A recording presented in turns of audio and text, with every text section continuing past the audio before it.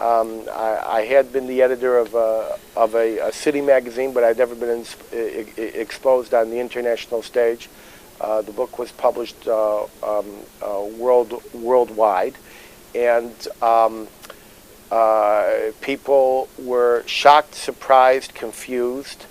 There was a town hall meeting set up in Chicago to discuss this, and it was supposed to be in some little JCC social room, and by 1 o'clock so many people had made reservation. They moved it to a large synagogue, and then they moved it to a football stadium. And I had 1,100 people waiting to hear me talk about this, and it was rough. There were people who, they said that Muammar Gaddafi was financing me. I had picket lines. They said my parents were from Kuwait. Of course, they're Polish survivors.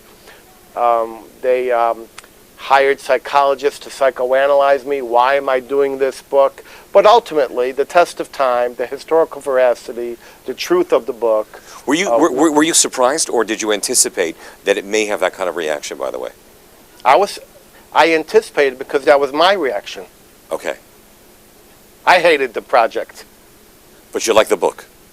Well, I wrote the book. Rewrite the book. The book had to be written, and I wrote it. So it was a story you felt had to be told? Yeah, I was on a quest.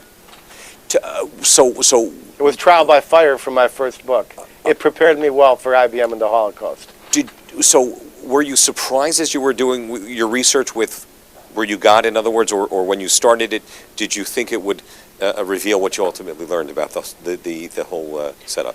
The entire book covers the minute-by-minute developments in 3 countries, accounting for time zone shifts in Jewish Palestine, Germany, and the United States. We have diplomatic messages going back and forth, and it only covers the first 8 months of 1933. It's very, very intense. It accomplished what I wanted to do, which is to understand what had happened. And so you went into it wanting to understand, but my question is, were you surprised by the conclusion, or you kind of, as you started to get into it, see where it was I never taking wanted to find the conclusion that I had. Okay. It was pretty wide, and it's kind of like that with a lot of my books. I never believe how far it's going to go, and I take it to the end of the factual line. I won't remember you're telling me about the IBM book and saying you just stood at the Holocaust Museum staring at the IBM machine there and wondering, the computer, why is that there? So I know that you just process it and think about it. What were, tell us about what would be, when it first had come out, the worst moment, your most gratifying moment as well, just to... Well, the worst moment, what was the worst moment?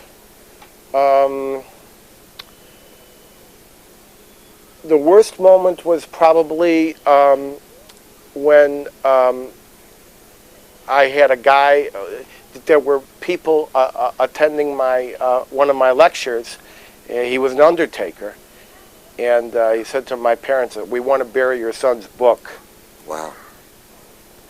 And the best moment was when I won the Carl Sandburg Award from the best book of the year, and I became a cause celeb in the Jewish media, and from there I developed a syndicated column in 50 Jewish newspapers, all on the strength of the transcript. The Jewish media actually, well, I didn't even know there was a Jewish media. I didn't know there were, at that time, Jewish newspapers in every city, and the Jewish newspapers plastered this all over and gave it a great deal of credence, and it gave me entree to pursue my wider mission of exposing injustice against the Jews, Holocaust factuality and verity, and to do the other things that I've done.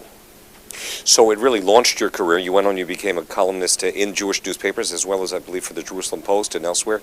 Yes, I was syndicated throughout the world. In fact, Louis Farrakhan granted me the first interview, the first interview for a Jewish journalist because he had read the transfer agreement. Interesting. And based on that book, he actually made a statement, often quoted, Jews have a God of religion. The Jews made a deal with the Nazis, and I know... This is what he's referring to? Yeah, and I know because a Jewish author wrote it. And so there are a lot of antagonists who use this information to invalidate the Jewish state, and who use this information falsely to claim that the Holocaust did not exist. It's just, but these same people will use the Bible, the biography of Golda Meir, the autobiography of Ben Gurion, Moshe Dayan. They will use anything that they have, and they are frustrated by the fact that I have brought out the truth, which is that the Zionists rescued Jews. Now, there were transfer agreements in other countries. There was the potentiality of rescuing millions of Jews. Millions of Jews could have been rescued. You have to ask yourself whether or not the Nazis would have been stopped by people running up and down the street with placards, or whether it took something more. The Zionists were the only realists of the time. And by the way, there was no country, there was no major corporation, there was no major organization that did not have vibrant relations, commercial and diplomatic, with the Nazis at that time. So let me ask you a question. Your website lists the many different books you've written on, topics you've talked about, whether it's oil addiction, whether it's the Holocaust, whether, other topics. If I'm not mistaken, this is not one that you usually talk about. Right. I do about 300 events a year. I talk about IBM and the Holocaust. I talk about oil addiction, Nazi Nexus, all of these books. I don't talk about the transfer agreement. It almost seems to me, if I can say this, I don't want to be psychoanalyzing, you said before, almost like you have a love-hate relationship with it. Yeah, I do. Yeah. I always tell people, read this book last. Mm-hmm. I've got eight, 9 books. In fact, I told a reviewer from the Miami Herald, if you review this book, you're going to hate it. It's not a comfortable book to read. Well, it was a less comfortable book to write. But the Holocaust is not comfortable. And the truth is never comfortable. Now, in the back of the book, as well as in the when you signed it, and you did this for me as well, you wrote, you asked the question, was it madness or was it genius? Yeah. You want to shed any light on that? Do you want to? Well, all genius is based on madness. Mm-hmm. So it was both. Mm-hmm. Well, it's a brilliant work and an important one. What I want to do now is I want to turn things over to Mitchell Bard, who is going to share with us some questions that some other scholars have submitted, and we'll take it from there.